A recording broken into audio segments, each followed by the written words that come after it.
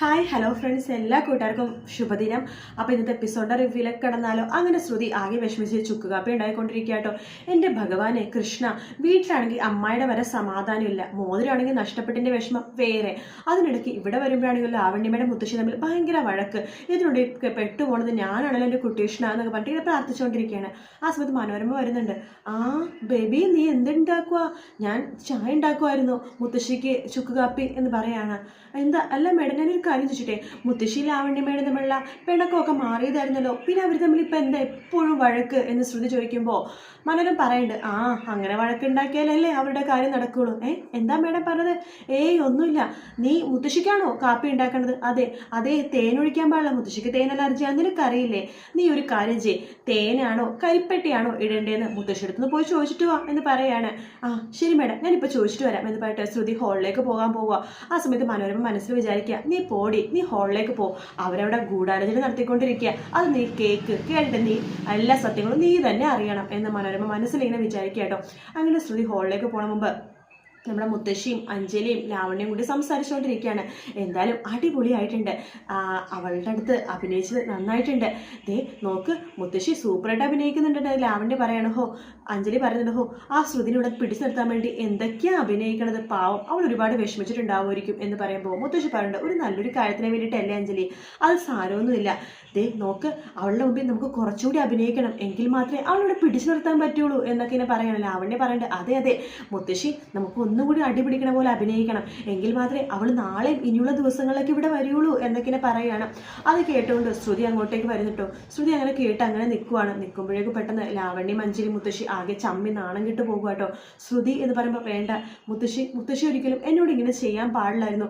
ലാവണ്യമയുടെ മുത്തശ്ശി വഴക്ക് പിടിക്കാന്ന് വിചാരിച്ചിട്ട് ഞാൻ എന്തുമാത്രം വേദനിച്ചു എന്ന് മുത്തശ്ശിക്ക് അറിയാവോ എന്ന് ചോദിക്കുകയാണ്. മോളെ, അത് ഞാൻ പിന്നെ വേണ്ട മുത്തശ്ശി, ഒന്നും പറയണ്ട. എന്നാലും അഞ്ജലി മേഡത്തിന്റെ ഭാഗത്തുനിന്ന് ഞാൻ ഇങ്ങനെയൊന്നും വിചാരിച്ചില്ല കേട്ടോ. മേഡം എന്നെ പറ്റിക്കാൻ വേണ്ടി കൂട്ടു നിന്നുവല്ലോ. അയ്യോ മോളെ, ഞാനൊരു കാര്യം പറഞ്ഞോട്ടെ, ശ്രുതി നീ വിചാരിക്കുന്ന പോലെയല്ല, ഞങ്ങൾ എന്തിനാ ഇങ്ങനെയൊക്കെ ചെയ്തെന്ന് വെച്ച് കഴിഞ്ഞാൽ വേണ്ട, ഒന്നും പറയണ്ട, പറയണത് നീ ഒന്ന് കേൾക്ക്. നിന്നെ ഇവിടെ വരുന്നത് അത്രമാത്രം ഞങ്ങൾക്ക് ഇഷ്ടമാണ്, നീ ഇവിടെ വരുന്നത് ഞങ്ങൾ അത്രമാത്രം ആഗ്രഹിക്കുന്നുണ്ട്, അതുകൊണ്ടല്ലേ നിന്റെ അടുത്ത് ഇങ്ങനെ കള്ളം പറയേണ്ടത്. നീ ഇവിടെ വരില്ലെന്ന് പറഞ്ഞപ്പോൾ ഞങ്ങൾക്ക് എല്ലാവർക്കും ഭയങ്കര വിഷമമായി പോയി. നിന്നെ പിടിച്ചു നിർത്താൻ വേണ്ടിയിട്ടല്ലേ ഞങ്ങളിങ്ങനെ കള്ളം പറഞ്ഞത്, അഭിനയിച്ചത്. വേണ്ട, എന്നാലും ഇത്രയും വലിയ കള്ളം എന്നോട് നിങ്ങൾ പറയേണ്ടിയിരുന്നില്ല. ഞാൻ പോകുക, ഞാനൊരു സെക്കൻഡ് പോലും ഇവിടെ നിൽക്കില്ല എന്ന് പറഞ്ഞിട്ട് നമ്മുടെ ശ്രുതി അവിടെ നിന്ന് ബാഗ് എടുത്തുകൊണ്ട് പോകാൻ വേണ്ടി ഒരുങ്ങുവാട്ടോ. അയ്യോ ശ്രുതി പോകല്ലേ എന്ന് ലാവണ്യ അഞ്ജലി പറയുമ്പോൾ മുത്തശ്ശി പറയണ്ടേ, നിങ്ങൾ അവളെ വിളിക്കണ്ട, അവൾ പോകില്ല, അവൾ പോവാതിരിക്കാനുള്ള കാര്യങ്ങളൊക്കെ ഞാൻ ചെയ്തോളാം. രാമ, ആ കുട്ടീനെ പോവാൻ അനുവദിക്കരുത് എന്ന് മുത്തശ്ശി പറയാണ്. ശരി മുത്തശ്ശി എന്ന് രാമൻ പറയുന്നുണ്ട്. അങ്ങനെ ശ്രുതി വാതിക്കലെത്തുമ്പോഴേക്കും രാമേട്ടൻ പറയണ്ട്, മോളെ ശ്രുതി പോവല്ലേ, ദേ മുത്തശ്ശി വിളിക്കുന്നത് കേട്ടില്ലേ, മോളിപ്പോൾ പോവണ്ട, രാമേട്ട മാറി, എനിക്ക് പോകണം എന്ന് പറയുമ്പോഴേക്കും പെട്ടെന്ന് പുറകെ ഒരു പാട്ട് കേൾക്കുവാട്ടോ. ശ്രുതി തിരിഞ്ഞു നോക്കുമ്പോൾ മുത്തശ്ശിയും ലാവണ്യം അഞ്ജലിയൊക്കെ ഡാൻസ് കളിക്കുകയാണ്. ആ സമയത്ത് മനോരമയുടെ മുത്തശ്ശി പറയുന്നുണ്ട്, ദേ ശ്രുതി മോളെ പറഞ്ഞയക്കാൻ വേണ്ടി നീ കൂട്ടു നിൽക്കരുത്, ശ്രുതി അങ്ങനെ ഇവിടുന്ന് പോയി കഴിഞ്ഞാൽ അശ്വിൻ്റെയും ലാവണ്യയുടെയും വിവാഹം മുടങ്ങും, അതുവഴി നിന്റെ മോൻ്റെ വിവാഹം നടക്കില്ല. അയ്യോ ശരിയാണല്ലോ, അയ്യോ ശ്രുതി പോവലേടി എന്ന് പറഞ്ഞിട്ട് നമ്മുടെ മനോരമയും ഡാൻസ് കളിക്കാട്ടോ. അങ്ങനെ അഞ്ജലിയും ലാവണ്യം മുത്തശ്ശിയും മനോരമയൊക്കെ ഡാൻസ് കളിക്കുകയാണ്. അങ്ങനെ ആദ്യമൊക്കെ ശ്രുതി മിണ്ടാതിരിക്കും കേട്ടോ. അങ്ങനെ മുത്തേ പൊന്നി എന്ന് പറഞ്ഞിട്ട് ഡാൻസ് ഇന്നലെ കാണിച്ച പാട്ടുണ്ടല്ലോ, ആ പാട്ടിൽ അവർ ഡാൻസ് കളിക്കുകയാണ്. അങ്ങനെ മുത്തശ്ശി കണ്ടിട്ട് ഭയങ്കരമായിട്ട് ഡാൻസ് കളിക്കുന്നത്, ശ്രുതിയുടെ കൈയൊക്കെ പിടിച്ച് തിരിച്ച് ഡാൻസ് കളിക്കുന്നുണ്ട്. ഇതൊക്കെ കണ്ടിട്ട് നമ്മുടെ അശ്വിൻ അങ്ങോട്ടേക്ക് വരുന്നുണ്ട്. അശ്വിന് ചിരി വരും കേട്ടോ, ഭയങ്കര സന്തോഷം തോന്നുന്നുണ്ട് തൻ്റെ വീട്ടുകാരെല്ലാവരും ഇത്ര സന്തോഷത്തോട് നിൽക്കണ കാണുമ്പോഴേക്കും. അങ്ങനെ അശ്വിൻ ആ ഡാൻസ് കണ്ടുകൊണ്ടിരിക്കുകയാണ്. ആ പാട്ട് ഫുള്ളും കാണിക്കുന്നുണ്ട്. ആ പാട്ടിലൂടെ നമ്മുടെ ശ്രുതിയുടെ പിണക്കം മാറ്റാൻ വേണ്ടി നോക്കുക കേട്ടോ. അങ്ങനെ മുത്തശ്ശി ഡാൻസ് കളിച്ച് പകുതി ആകുമ്പോഴേക്കും പെട്ടെന്ന് തന്നെ ശ്രുതി ചിരിക്കുന്നുണ്ട്. ശ്രുതി ചിരിച്ചിട്ട് ശ്രുതിയും അവരുടെ കൂടെ അങ്ങോട്ട് കൂടുവാട്ടോ. അങ്ങനെ അവർ ആഘോഷത്തോടു കൂടി തന്നെ ആ ഡാൻസൊക്കെ തീർക്കുവാണ്. അത് കഴിഞ്ഞിട്ട് നമ്മുടെ അശ്വിന് വല്ലാതെ സന്തോഷം തോന്നുവാണ്. അശ്വിൻ അവരുടെ ഡാൻസ് തന്നെ നോക്കിക്കൊണ്ടിരിക്കുകയാണ്. ഡാൻസ് കഴിയുമ്പോഴേക്കും മുത്തശ്ശീനെ കെട്ടിപ്പിടിക്കുന്നുണ്ട് നമ്മുടെ ശ്രുതി. അതിനുശേഷം അഞ്ജലിനെ കെട്ടിപ്പിടിക്കുന്നുണ്ട്. മനോരമ വാ കെട്ടിപ്പിടിക്കുക എന്ന് പറയുമ്പോൾ മനോരമനെ കെട്ടിപ്പിടിക്കുന്നില്ല. അതിനുശേഷം ലാവണ്യനെ കെട്ടിപ്പിടിക്കുകയാണ്. മുത്തശ്ശി പറയുന്നുണ്ട്, മോളെ ശ്രുതി നീ ക്ഷമിക്ക്, നോക്ക് നിന്നെ ഇവിടെ പിടിച്ചു നിർത്താൻ വേണ്ടിയിട്ട് ഞങ്ങൾ ഇങ്ങനെയൊക്കെ ചെയ്തത്. മോൾ ഇവിടുന്ന് പോയിക്കഴിഞ്ഞാൽ എല്ലാവർക്കും ഭയങ്കര വിഷമവും, അല്ല മോള് പോയിക്കഴിഞ്ഞാൽ മോൾക്ക് വിഷമവും, ഈ പ്രായമുള്ള ഈ മുത്തശ്ശിയുടെ വാക്ക് കേട്ടില്ലല്ലോ എന്നാലോചിച്ചിട്ട്, അതുകൊണ്ട് എൻ്റെ പൊന്നു മോള് ഇവിടെ വരണം കേട്ടോ എന്നിങ്ങനെ പറയാണ്. അപ്പോഴേക്കും നമ്മുടെ ശ്രുതി പറയണ്ടേ, ഞാൻ വരാം മുത്തശ്ശി, നിങ്ങൾ പറയണ അത്രയും നാൾ ഞാൻ വരാം എന്ന് മുത്തശ്ശിക്ക് വാക്ക് കൊടുക്കുക കേട്ടോ ശ്രുതി.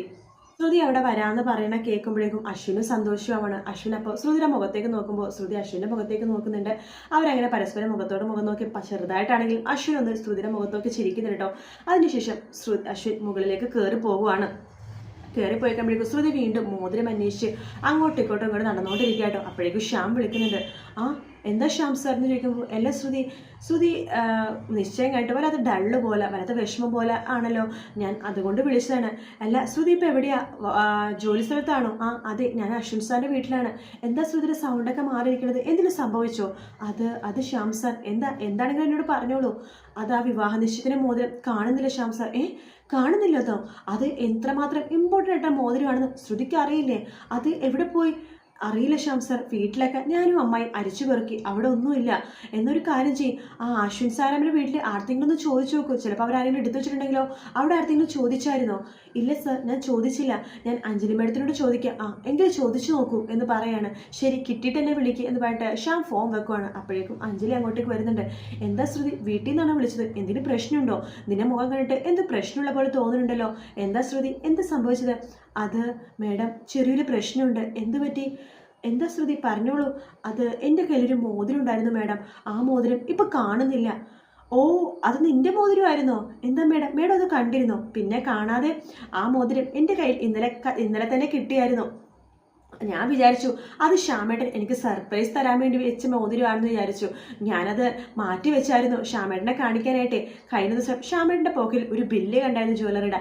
അപ്പോൾ അതുകൊണ്ട് ശ്യാമേട്ടൻ എനിക്ക് വേണ്ടി തന്നെ മേടിച്ച മോതിരമായിരിക്കും വെച്ചിട്ട് ഞാനത് മാറ്റി വെച്ചിരുന്നു. പിന്നീടല്ലേ മനസ്സിലായത് അത് ശ്യാമേട്ടൻ എനിക്ക് വേണ്ടി മേടിച്ച മോതിരമല്ലെന്ന്. ഇപ്പം മനസ്സിലായി അത് നിന്റെയാണെന്ന്. ഞാൻ ഭദ്രമായിട്ട് എടുത്തു വെച്ചിട്ടുണ്ട്, വാ ഞാൻ തരാം എന്ന് പറഞ്ഞിട്ട് ശ്രുതിനെ കൂട്ടിക്കൊണ്ട് പോവാട്ടോ അഞ്ജലി. അതിനുശേഷം ആ മോതിരം ഇട്ട് ഡബ്ബ തുറക്കുന്നുണ്ട്. ഡബ്ബ തുറക്കുമ്പോൾ അതിൽ മോതിരം കാണുന്നില്ല. അയ്യോ, ഞാനതിൽ ഇട്ടു വെച്ചാണല്ലോ എന്ന് അഞ്ജലി പറയുമ്പോൾ പിന്നെ എവിടെ പോയി മേഡം? അയ്യോ, എനിക്കറിയില്ല ശ്രുതി, ഞാനിവിടെ ഭദ്രമായിട്ട് ഇതിനുള്ളിൽ വെച്ചതാ. മേഡം ഒന്ന് ആലോചിച്ച് നോക്കുക, ചിലപ്പോൾ വേറെ എവിടെയെങ്കിലും വെച്ചെങ്കിലോ. അല്ല ശ്രുതി, ഞാൻ ഇവിടെ തന്നെയാണ് വെച്ചത്. ഞാൻ രാമേട്ടനോടൊന്ന് ചോദിക്കട്ടെ. രാമേട്ട, എന്താ മോളെ? അതെ, ഇവിടെ ഒരു മോതിരം ഉണ്ടായിരുന്നു, രാമേട്ടൻ കണ്ടിരുന്നോ? ഇല്ലല്ലോ. സ്വർണത്തിൻ്റെ ആണോ? അതെ, അത് ശ്രുതിയുടെ ആണെന്ന്. അയ്യോ, കഷ്ടമായി പോയല്ലോ. എന്നാൽ ഇവിടുത്തെ എവിടെയെങ്കിലും തന്നെ ഉണ്ടാകും, നമുക്ക് നോക്കാം എന്ന് പറഞ്ഞിട്ട് അവരെല്ലാവരും കൂടി നോക്കുവാട്ടോ. അതിനുശേഷം അഞ്ജലി ആലോചിക്കുന്നുണ്ട്, ഇവിടെ മോതിരം വെച്ച സമയത്ത് ഇവിടെ ഒരു പാൽ ഗ്ലാസ് ഉണ്ടായിരുന്നു, ഇനി ആ പാൽ ഗ്ലാസ്സിലെങ്ങാനും വീണോ എന്നിങ്ങനെ ആലോചിക്കുകയാണ്. ശ്യാമിങ്ങനെ കെട്ടിപ്പിടിക്കുന്ന സമയത്ത് ആ പാൽ ഗ്ലാസ്സിലെങ്ങാനും വീണോ എന്ന് അഞ്ജലി ഇങ്ങനെ ആലോചിക്കുകയാണ്. ശ്രുതി, ഒരു സെക്കൻഡേ എന്ന് പറഞ്ഞിട്ട് നമ്മുടെ അഞ്ജലി വേഗം തന്നെ അശ്വിൻ്റെ അടുത്തേക്ക് പോകുവാട്ടോ.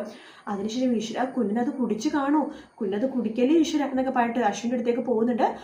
കുഞ്ഞ, നീ ആ പാല് കുടിച്ചായിരുന്നോ? അതിൽ നിന്ന് വല്ല മോതിരവും കിട്ടിയായിരുന്നോ? എന്താ ചേച്ചി ഇത്?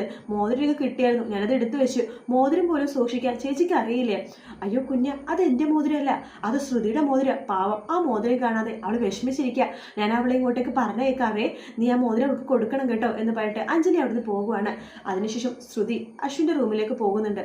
അശ്വിൻ എന്താ ചോദിക്കുമ്പോൾ എൻ്റെ മോതിരം ഇവിടെ ഉണ്ടെന്ന് അഞ്ജലി മേഡം പറഞ്ഞു, എനിക്കത് താ. ഓഹോ, മോതിരം വാങ്ങാൻ വന്നതാണോ? എത്ര രൂപയുണ്ട് നിന്റെ അടുത്ത്? രൂപയൊന്നുമില്ല, എൻ്റെ മോതിരം അതെനിക്ക് താ എന്ന് പറയാണ്. അല്ല, കുറച്ചു നേരം മുമ്പ് നിനക്ക് ഭയങ്കര അഹങ്കാരമായിരുന്നല്ലോ, സോറി പറയില്ലെന്നും മാപ്പ് പറയില്ലെന്നൊക്കെ പറഞ്ഞിട്ട്. നീ എന്നോട് സോറി പറ, ഞാൻ നിനക്ക് മോതിരം തരാം. എന്തെങ്കിലുമൊക്കെ ഒരു പ്രതിഫലം കിട്ടാണ്ട് ഞാൻ മോതിരം തരില്ല, നീ സോറി പറ. സാറേ, വെറുതെ ആവശ്യമില്ലാതെ എന്നോട് വഴക്കുണ്ടാക്കാൻ വേണ്ടുന്നത്. മാപ്പ് ചോദിക്കേണ്ട കാര്യം എനിക്ക് എന്താ സർ? ഞാൻ മാപ്പ് ചോദിക്കില്ല, അപ്പോൾ നിനക്ക് മോതിരം കിട്ടില്ല. സർ, മര്യാദയ്ക്ക് എൻ്റെ മോതിരം സർ താ സർ എന്ന് ശ്രുതി പറയുമ്പോൾ, ഇല്ല, നീ സോറി മാപ്പൊന്നും പറയാണ്ട് ഞാൻ നിനക്ക് മോതിരം തരില്ല. ആഹാ, സാറിന് വാശിയാണോ? ചെയ്യാതെ തെറ്റിനെ ഞാൻ മാപ്പ് ചോദിക്കൂല. അങ്ങനെയെങ്കിൽ സാർ ഒരു കാര്യം ചെയ്തു, എനിക്ക് ആ മോതിരം വേണ്ട എന്ന് ശ്രുതി പറയാട്ടോ. അത് കേൾക്കുമ്പോഴേക്കും അശ്വിൻ ആകെ ചൂളിപ്പോകുവാണ്. കാരണം അശ്വിന് വിചാരിച്ചു ശ്രുതി ഇപ്പം സോറി പറഞ്ഞിട്ട് മോതിരം വാങ്ങിക്കുമെന്ന് വിചാരിച്ചു അശ്വിൻ അങ്ങനെ കാത്തിരിക്കാട്ടോ. അപ്പോഴാണ് ഇടിവിട്ട് പോലെ ശ്രുതി പറഞ്ഞത്, എനിക്ക് ആ മോതിരം വേണ്ടെന്ന്. അത് കേൾക്കുന്ന അശ്വിൻ ആകെ ഞെട്ടിയിരിക്കുന്ന ഭാഗത്തോട് കൂടിയിട്ടാണ് ഇന്നത്തെ എപ്പിസോഡ് തീരുന്നത്. വീഡിയോ ഇഷ്ടപ്പെട്ടെങ്കിൽ ലൈക്ക് ചെയ്യുക, സബ്സ്ക്രൈബ് ചെയ്യുക, കമൻറ്റ് ചെയ്യുക. മറ്റൊരു വീഡിയോ ആയിട്ട് വീണ്ടും കാണാം. Take care, bye bye.